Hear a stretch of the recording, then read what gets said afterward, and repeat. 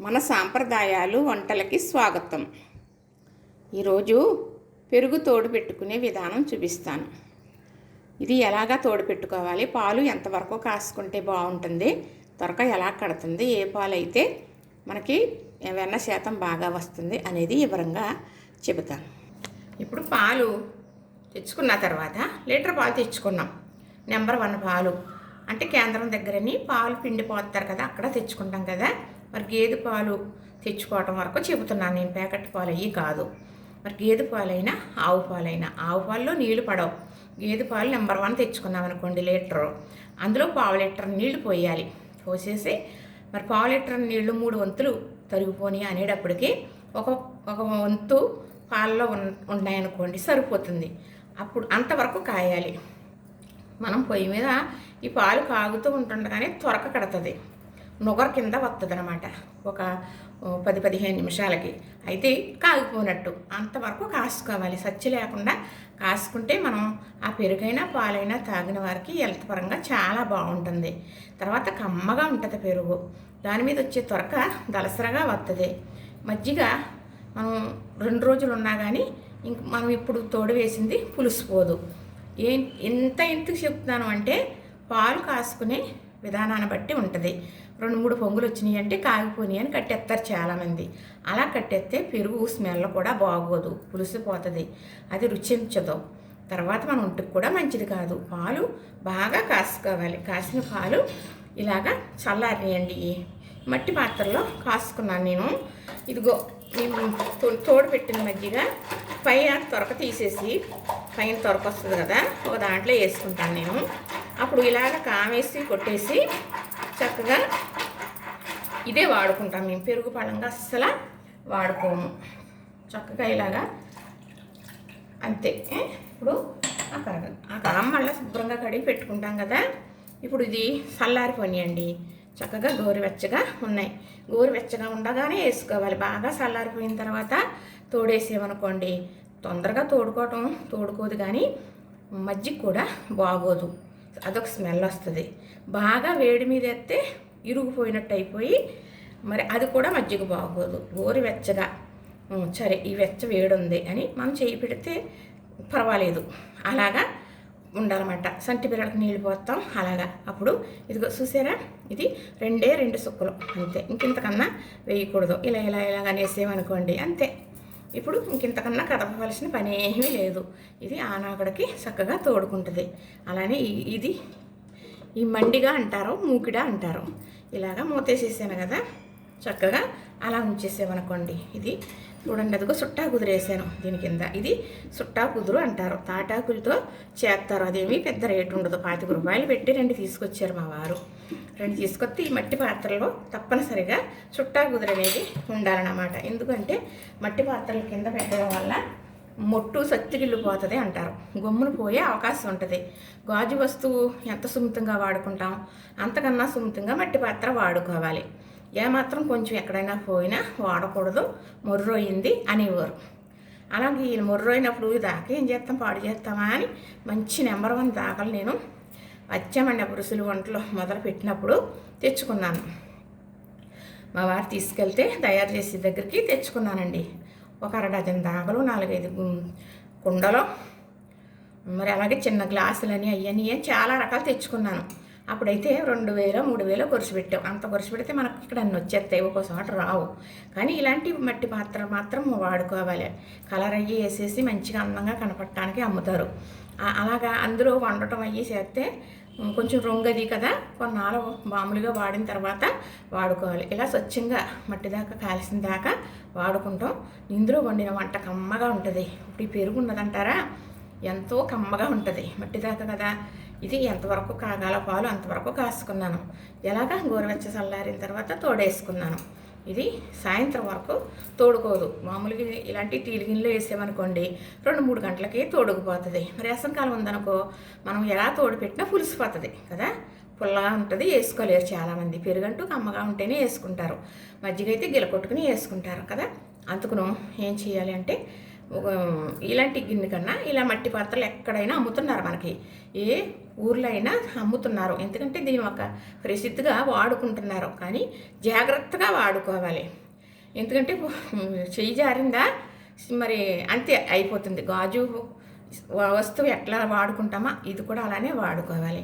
చక్కగా ఇలా మూత పెట్టాను కదా, అలాగా తోడుకున్న తర్వాత దీని మీద తొరక వస్తుంది కదా, ఆ తొరక తీసి ఒక దాంట్లో వేస్తాను. అలా వేసిన తర్వాత ఇంత డబ్బా ఉంటుంది. ఒక 15 రోజులు ఇవ్వేటప్పటికి చక్కగా ఒక 1/2 కేజీ నెయ్యి వచ్చేటంత త్వరక పోగుపడుతుంది. మాకైతే నెంబర్ 1 పాలు తెచ్చుకుంటాం అన్నమాట. ఆయన పిండి పోస్తారు మాకు తెలిసిన వాళ్ళే. వాళ్ళకి ఎక్కువ బర్రెలు అంటారు కదా కొంతమంది, గేదెలు ఎక్కువ ఉంటాయి అక్కడ. అలాగా అమ్మటానికి ఒక కేంద్రం ఏర్పరచుకుని అమ్ముతారన్నమాట. అలా అక్కడికి వెళ్ళి తీసుకొస్తారు. వాళ్ళు కూడా మా వాళ్ళే, తెలిసిన వాళ్ళే. పాలైతే చాలా బాగుంటాయి. టీ పెట్టుకున్నా చాలా బాగుంటుంది. బెల్లం వేసి టీ పెట్టుకుంటే మరీ బాగుంటుంది, పరమాన్నంలాగా. ఎందుకంటే మంచి పాలుతో అంత బాగుంటుంది, అన్ని ప్రయోజనాలు ఉంటాయి. పాలు మీద త్వరక చాలామంది ఏమనుకుంటారంటే ఏదో ఇలాగైతే అలాగైతే వెన్న ఎక్కువ వచ్చేస్తుంది అనుకుంటారు. పాలలో ఉన్న వెన్నే వస్తుంది తప్ప మనం ఏదో చేస్తే వెన్న ఎక్కువ వస్తుంది అనేది మాత్రం నిజం కాదు. పాలు చిక్కగా ఉన్నాయనుకోండి, అప్పుడు మనకి అన్న శాతం ఎక్కువ వస్తుంది. పాలు పలసగా ఉంటాయి. వాళ్ళు ఇచ్చే మేతను బట్టి. ఇప్పుడు పచ్చ మేతని ఇస్తారన్నమాట, గడ్డి అలాంటివి వేస్తారనుకోండి, పచ్చగడ్డి, ఎండుగడ్డి, ఇంకా జొనుమని ఉంటాయి. పాలు పలసగానే ఉంటాయి, అన్న శాతం రాదు. మరి వాటికి ఈ పిండి పదార్థాలు వేస్తే గంట్లు, తౌడు, సిట్టు, ఉలవలో ఇంకా చాలా రకాలు ఉంటాయి. తెరగపిండి అవి వేసి దానా పెట్టారనుకోండి, అవి చిక్కటి పాలు వస్తాయి. అందులో ఎన్న శాతం వస్తుంది. ఇదే నేను చెప్పాను. ఒకరు కూడా అన్నారు, ఏమండి ఇలా చెప్తున్నారు, తోడు ఎంత వేయాలో చెప్పలేదు కానీ ఏదో అన్నారు తెలియక. నేను చెప్పాను చిట్టుకుడు మాత్రమే వేసుకోవాలి అని. ఇప్పుడు నేను స్పూన్తో వేసాను కదా, ఈ మజ్జిగ చాలా కమ్మటి మజ్జిగ.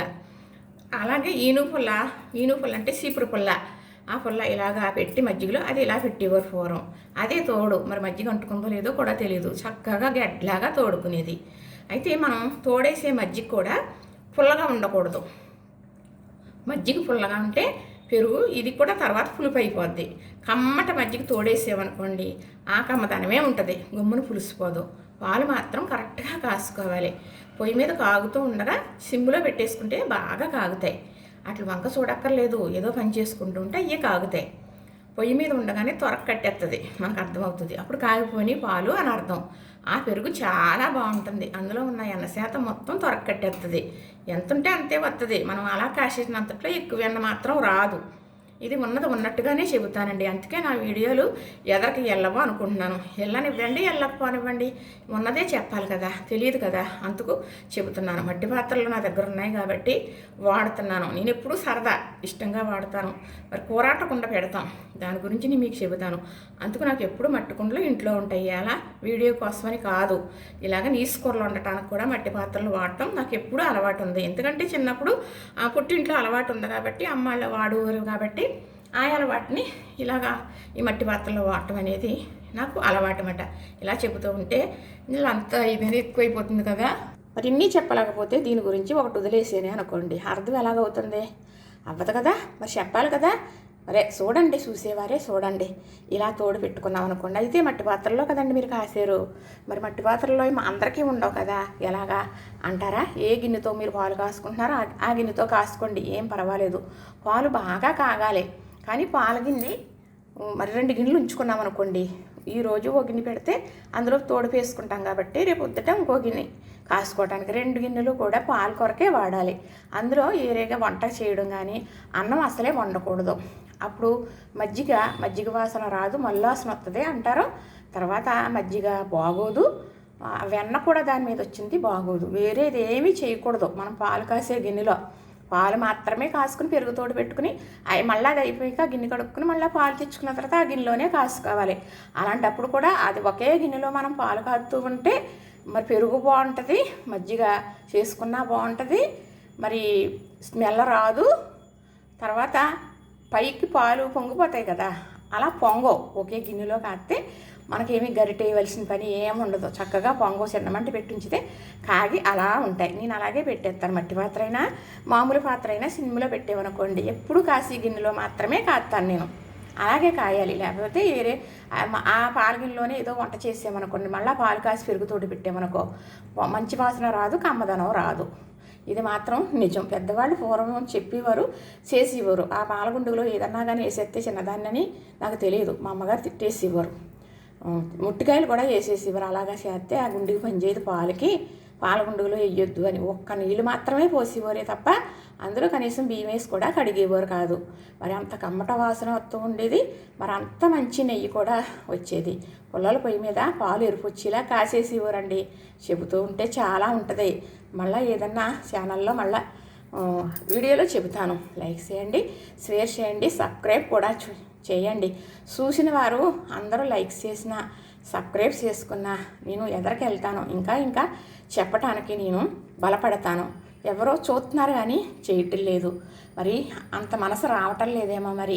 ఎందుకంటే ఒక లక్ష్యం పెట్టుకున్నాం అనుకోండి, ఆనందం, అందులో ఒక సంతోషం ఎత్తుక్కుంటున్నాను. నేను ఆనందం ఎత్తుక్కున్నాను. నా జీవిత చరిత్ర చెప్పడానికి కానీ, నేను పడేది ఏంటనేది కానీ, నేననేది ఏంటో, నా చిన్నతనం నుంచి ఏం జరిగిందో ప్రతి ఒక్కటి కూడా నేను ఇలాగా చేసి పెడుతూ ఉంటాను. ఒక ఛానల్ పెట్టాను, 4 సంవత్సరాలు పూర్తయిపోయింది. సరేలేం కూడా పెట్టొచ్చు అన్నారని పెట్టాను. మరి ఇది కూడా అలా జరిగినా పర్వాలేదు, కానీ అందులో 4 సంవత్సరాలు చెప్పుకొచ్చాను కదా, అంతకన్నా ఇంకా ఎక్కువే నా దగ్గర ఉన్నాయి చేసి పెట్టేయి. చెప్తూ ఉంటాను. ఏదో ఒకటి మీకు నచ్చుద్ది, నన్ను ఎదరక తీసుకెళ్తారు. మరి శుభోదయం.